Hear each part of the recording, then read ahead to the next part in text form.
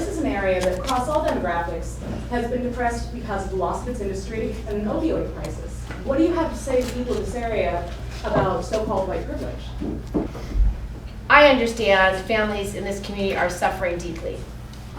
I fully hear from you and folks that I've talked to just in the few minutes I've been here that it is devastating when you've lost your job, you lost your ability to provide for your kids, that when you've put 20, 30 years into a company that all of a sudden doesn't care about you and won't call you back and gives you a day to move. That is not acceptable and not okay. So no one in that circumstance feels privileged on any level. But that's not what that conversation is about.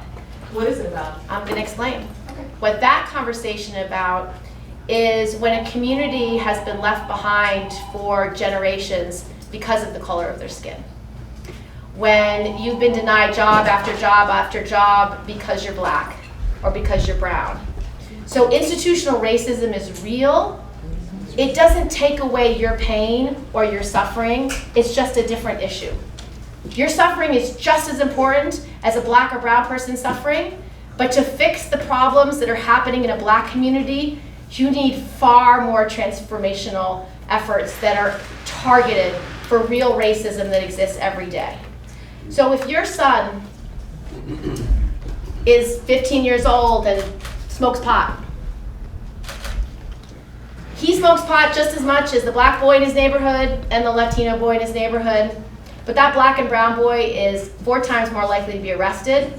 And when he's arrested, that criminal justice system might require him to pay bail, $500.